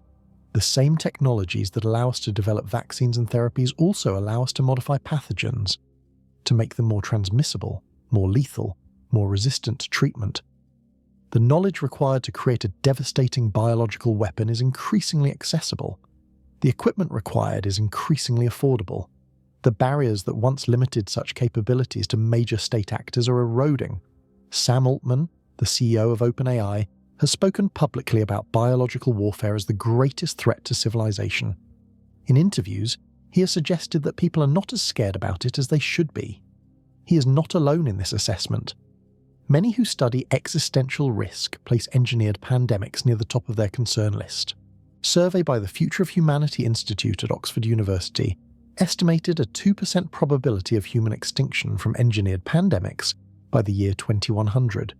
2% may sound small, but consider what it means: a 1 in 50 chance that biotechnology will end human civilization within the lifetime of children alive today. The billionaire bunkers are designed with biological threats in mind. Air filtration systems can remove pathogens. Decontamination chambers at entrances prevent infected individuals from bringing disease into the shelter. Medical facilities include stockpiles of medications, personal protective equipment, and diagnostic capabilities. The goal is complete isolation from the outside world for as long as necessary for a pandemic to burn through the population. During the worst of COVID, the ultra-wealthy demonstrated what such isolation looks like in practice. They retreated to second homes in rural areas. They chartered private jets to escape hot zones. They hired private medical staff and stockpiled treatments unavailable to ordinary patients. They created bubbles of safety while the virus raged through crowded cities and nursing homes. The bunkers represent a permanent version of this strategy. Not temporary retreat, but permanent capability. the ability to seal the doors and wait out any biological threat for years if necessary. But the bunkers offer more than just biological isolation. They represent insurance against a specific scenario that epidemiologists have long feared: the engineered pandemic that combines high transmissibility with high lethality. Natural selection generally prevents pathogens from evolving both characteristics simultaneously. A virus that kills its host quickly has less opportunity to spread. A virus that spreads widely tends to become less lethal over time, as deadlier strains kill their hosts before transmission. This trade-off is why most pandemics, while devastating, do not approach extinction-level events. Engineering can bypass this trade-off. A deliberately designed pathogen could be optimized for both transmission and lethality. It could incorporate features from multiple natural viruses. It could be modified to evade existing vaccines and treatments. It could include delayed onset of symptoms, allowing infected individuals to spread the disease widely before becoming sick. Such a weapon would be the ultimate doomsday device. Once released, it could not be recalled. It would spread through the global population, killing a significant fraction of humanity regardless of any defensive measures taken after the fact. The only protection would be isolation. Complete separation from the infected population for the duration of the pandemic. Exactly what the billionaire bunkers provide. Government programs exist to prepare for biological threats. The United States maintains strategic stockpiles of vaccines and medications. Surveillance systems monitor for unusual disease outbreaks. Research facilities study potential pandemic pathogens, but these programs are designed for response and containment. They assume that public health measures can slow the spread while treatments are developed. Against a sufficiently engineered pathogen, such measures might be futile. The disease could spread faster than surveillance can detect it. It could kill faster than treatments can be developed. It could overwhelm medical systems before they even understand what they are facing. The billionaires building bunkers have concluded that personal preparation is necessary because public systems cannot be trusted to protect them. They have the resources to create their own parallel infrastructure, their own medical facilities, their own air filtration, their own food supplies, their own security. The wealthy have always enjoyed better health outcomes than the poor, better nutrition, better medical care, better living conditions. But the bunker phenomenon represents something new, not just better care within the existing system, but complete separation from that system, the ability to opt out of shared risk entirely. During COVID, this dynamic created bitter resentment. Essential workers rode crowded subways to jobs that exposed them to infection, while executives worked from home or retreated to beach houses. The rich recovered in private hospital suites, while the poor died in overwhelmed emergency rooms. The pandemic revealed a society where risk was distributed according to wealth rather than need. The bunkers take this logic to its extreme. When the next pandemic arrives, the billionaires plan to disappear, to seal themselves away in underground fortresses while the disease rages above. They will emerge when it's safe, into a world with a dramatically reduced population. Some might call this prudent planning. Others might call it abandonment.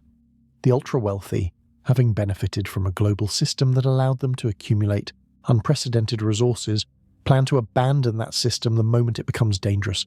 They will contribute nothing to pandemic response. They will not share their resources with struggling hospitals. They will simply wait in comfort while others die. And after.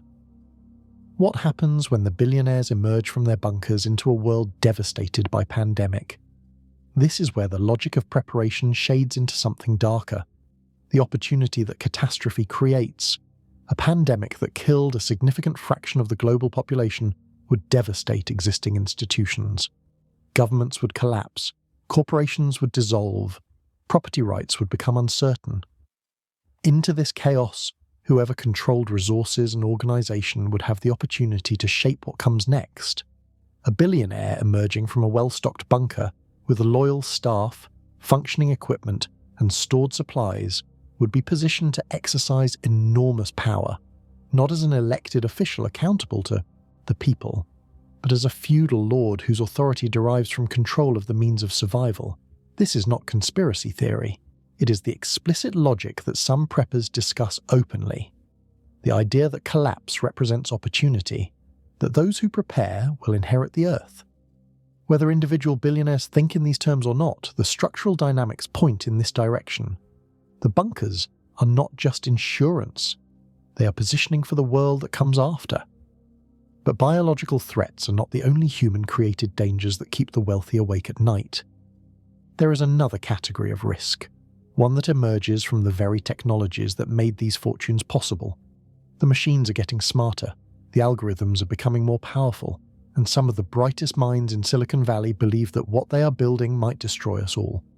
We turn now to the threat that the technology billionaires understand better than anyone, because they are the ones creating it. Artificial intelligence.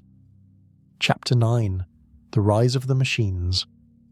In 2023, a statement appeared on the website of the Center for AI Safety. It consisted of a single sentence. Mitigating the risk of extinction from AI should be a global priority alongside other societal-scale risks such as pandemics and nuclear war. The signatories included some of the most prominent names in artificial intelligence. Geoffrey Hinton, the godfather of deep learning; Yoshua Bengio, pioneer of neural networks; Demis Hassabis, CEO of Google DeepMind; Sam Altman, CEO of OpenAI. The people building the most powerful AI systems in the world were publicly warning that those systems might kill us all. This was not science fiction writers speculating about robot uprisings. This was not philosophers engaging in abstract debate. This was the engineers and executives at the frontier of AI development, declaring that extinction was a realistic outcome of their work. And many of those same people are building bunkers. The irony is almost too perfect. The technologists who created the systems that may destroy civilization are also preparing personal escape routes in case their creations succeed. They are hedging their bets, building the future and building fortresses to hide from it simultaneously. To understand their fear, we need to understand what artificial intelligence has become, and what it might become in the years ahead. The AI systems of today are narrowly intelligent. They can play chess better than any human. They can generate text that passes as human written. They can recognize faces, translate languages, and predict protein structures. But they cannot think in any general sense. They are tools, not minds. The concern is what comes next. Artificial General Intelligence, or AGI, refers to systems that can match or exceed human cognitive ability across any domain. Not just playing chess, but understanding poetry. Not just generating text, but formulating original scientific theories. Not just recognizing patterns, but comprehending the world. No one knows when AGI will arrive. Some researchers believe it is decades away. Others believe it could emerge within years. The uncertainty itself is alarming. We may have very little warning before systems cross the threshold from narrow tools to general intelligences, and once that threshold is crossed, the risks compound rapidly. An AGI system would not necessarily share human values. It would pursue whatever goals it was designed or trained to pursue. If those goals are misaligned with human welfare, even slightly, the consequences could be catastrophic. Not because the AI is evil in any human sense, but because an intelligence pursuing misaligned goals would treat humans the way we treat insects. Not with malice, but with indifference. This is what AI safety researchers call the alignment problem. How do we ensure that artificial intelligences pursue goals compatible with human flourishing? How do we specify what we want in sufficient detail that a superintelligent system cannot find loopholes? How do we maintain control over systems that may become smarter than we are? These are not solved problems. The researchers working on them openly acknowledge that they do not know how to build safe superintelligent AI. They are racing to figure it out before the capability arrives, and they are not confident they will succeed. The people closest to this race understand the stakes better than anyone. They see the exponential improvement in AI capabilities. They know how much computing power is being deployed. They understand that the systems they are building are becoming more capable faster than anyone predicted, and some of them are terrified. In 2023, Geoffrey Hinton resigned from Google specifically to speak freely about AI risks. He described himself as frightened by what he had helped create. He warned that AI systems might soon be more intelligent than humans, and that there was no clear way to prevent them from pursuing goals harmful to humanity. Hinton had spent his career advancing AI technology. His work on neural networks underpins the current generation of large language models. He is not a Luddite or a technophobe. He is an architect of the AI revolution, warning that the building may collapse on its creators. The scenarios that worry AI researchers range from immediate to speculative. On the immediate end, current AI systems can already be used for harm. Deepfakes enable political manipulation. Automated systems can generate disinformation at scale. AI-powered cyber weapons can attack infrastructure. Autonomous weapons can select and engage targets without human oversight. These are not hypothetical threats. They are capabilities that exist today. Some are already being deployed. On the speculative end, the concerns become more existential. A superintelligent AI that decided to pursue a goal incompatible with human existence could potentially outmaneuver any attempt to stop it. It could manipulate humans, exploit vulnerabilities in our infrastructure, develop technologies beyond our comprehension, accomplish objectives that required removing humanity from the picture. This sounds like science fiction. Many dismiss it as fantasy. But the people building AI systems take it seriously. They sign statements about extinction risk, they fund research into alignment, they debate containment strategies, and they build bunkers. Consider the logic from their perspective. They are creating something that might become more intelligent than humanity. They do not know how to make it safe. They're doing it anyway, because if they do not, their competitors will. The incentives of capitalism and geopolitics push toward rapid development regardless of risk. In that context, a bunker makes sense. If AI goes badly wrong, the immediate effects might include widespread disruption, economic collapses, automated systems malfunction, infrastructure failures as hacked systems shut down, social chaos as deep fakes and disinformation shatter shared reality. A bunker provides isolation from such chaos, time to assess what is happening, resources to survive the initial disruption, security against desperate or manipulated humans. Against a truly superintelligent adversarial AI, a bunker would provide no protection at all. Such an entity could presumably find and neutralize any human hiding place. But many AI risk scenarios do not involve superintelligence. They involve narrow AI systems causing harm at scale, autonomous weapons killing indiscriminately, cyber attacks destroying critical infrastructure, economic systems collapsing under algorithmic manipulation. For these scenarios, a bunker might buy time for the immediate crisis to resolve, time for humans to develop countermeasures, time to survive the worst of the chaos before emerging to rebuild. The bunker building. Billionaires are not preparing for robot terminators hunting humans through the streets.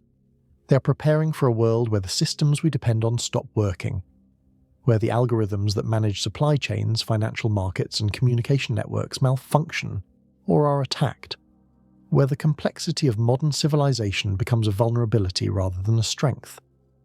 There is another AI risk that receives less attention, but may be more likely: the scenario where AI simply makes humans irrelevant.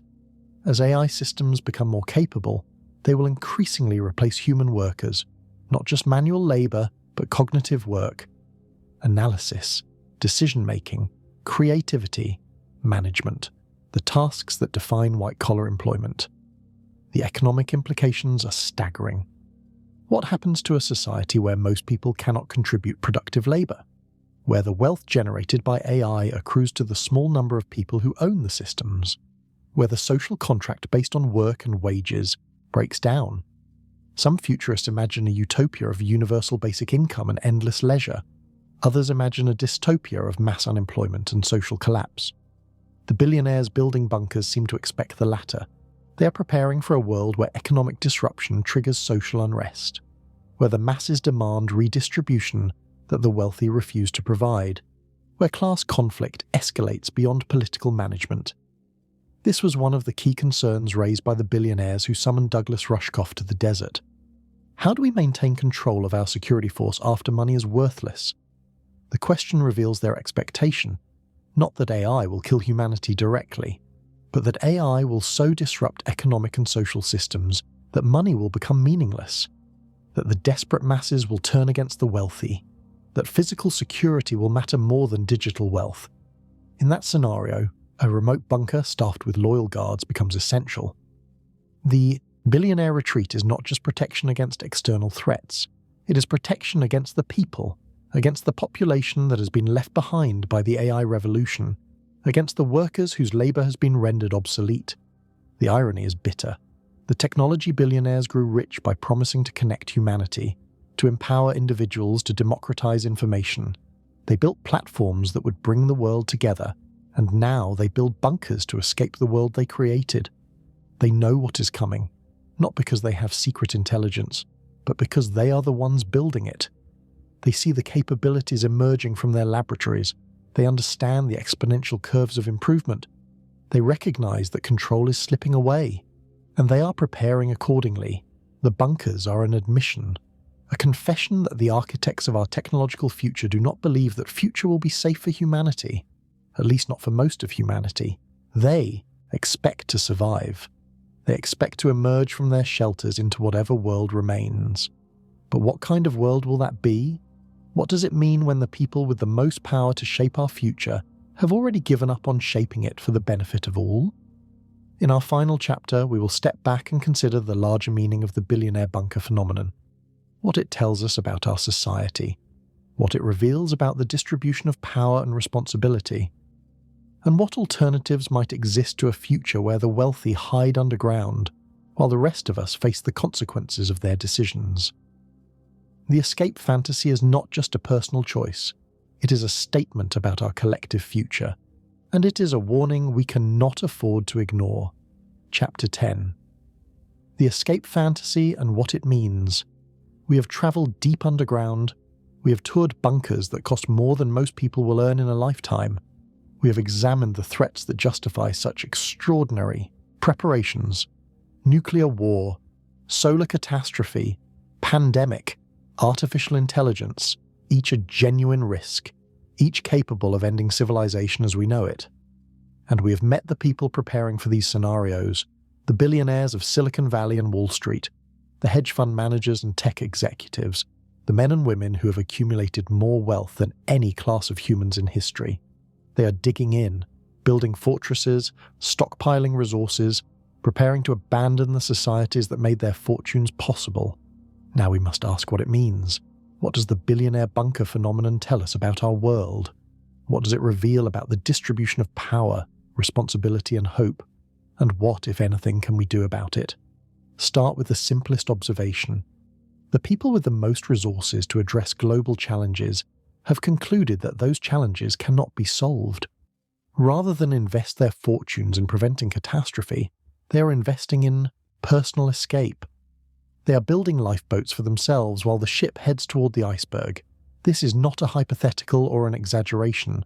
These are the explicit calculations being made by some of the most influential people on the planet. They have access to the best information. They employ the finest analysts. They understand trends and projections better than almost anyone. And they have concluded that the odds favour disaster. Their response is to prepare individual survival rather than collective prevention. Consider the implications. Mark Zuckerberg's net worth exceeds $200 billion. He could fund pandemic preparedness research for the entire world. He could finance the hardening of electrical grids against solar storms.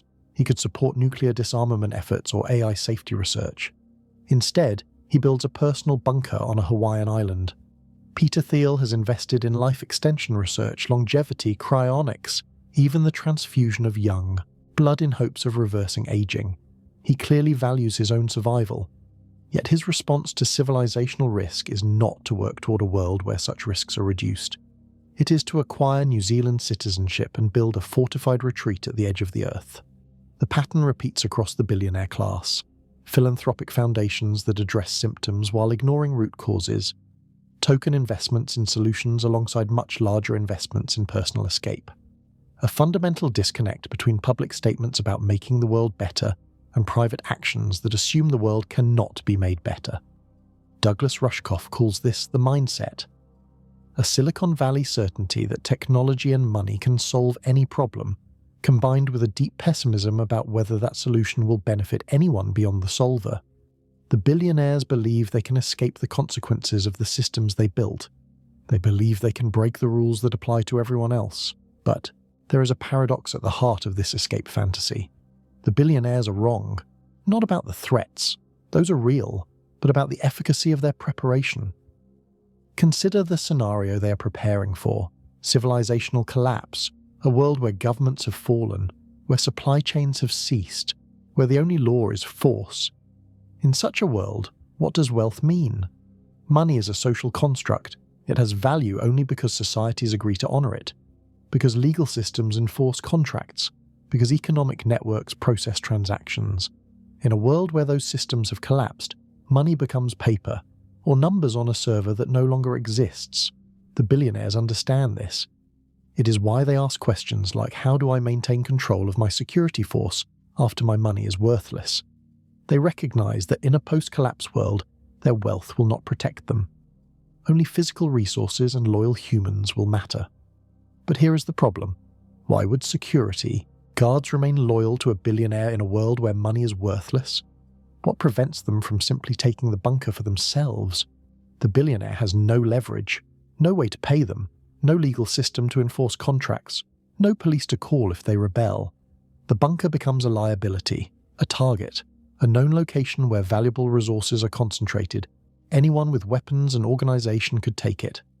The billionaire, soft from a lifetime of privilege, would be no match for hardened security professionals who decide they no longer need an employer. David Mamet, the playwright, made this observation in a recent essay. The billionaires believe they can use wealth to transcend society. But the world they are preparing for is a world without money. In such a world, they are not predators, they are prey. The escape fantasy is built on a contradiction. It assumes that the skills and resources that created wealth in a functioning society will translate into survival in a collapsed society, but they will not.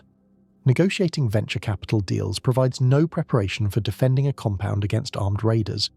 Building software empires teaches nothing about growing food or purifying water or treating wounds.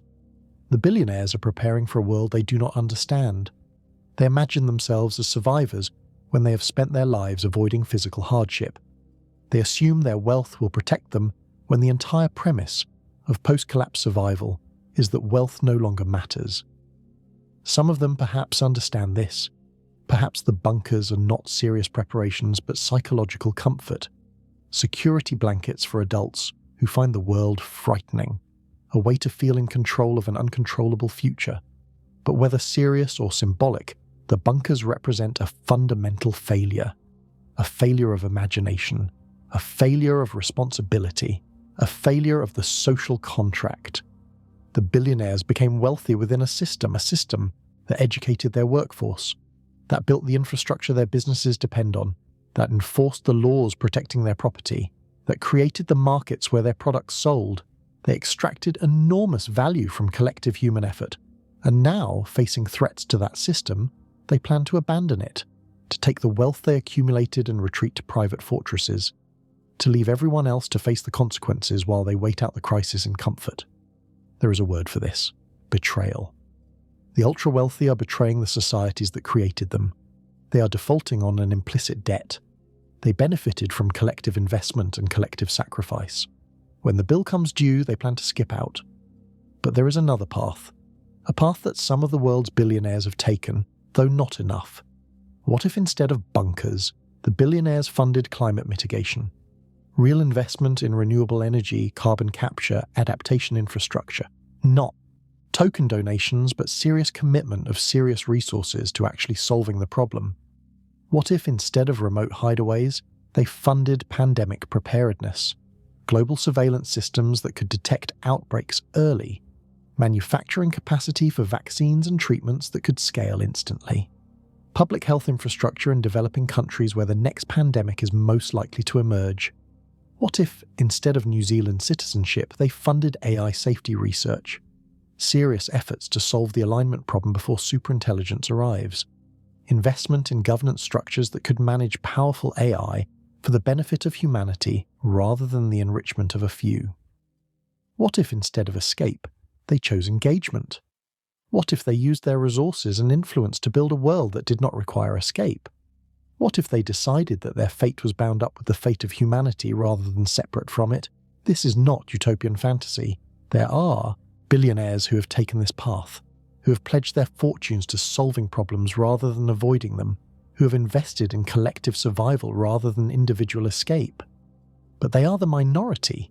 The majority are building bunkers, and that tells us something important about the current moment. The people who have benefited most from the existing order believe that order is doomed. They are not working to save it. They are preparing to outlast it. Perhaps they know something we do not. Perhaps their pessimism is justified by information we lack access to. Perhaps the threats really are as grave as their preparations suggest, but perhaps not. Perhaps the bunkers are monuments to misplaced anxiety. Perhaps the future is not determined. Perhaps human choices still matter.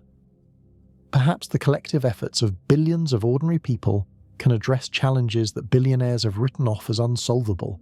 The bunker phenomenon is a symptom of a society where wealth has become so concentrated that the wealthy no longer feel connected to everyone else, where the ultra-rich have mentally seceded from humanity, where their fate and our fate have become, in their minds, separate. This is the real danger. Not nuclear war or solar storms or pandemics or artificial intelligence. The real danger is the fracturing of our collective commitment to shared survival. The real danger is a world where the powerful prepare to abandon the powerless, where solidarity is replaced by escape, where we are no longer in this together. The billionaires building bunkers have made their choice.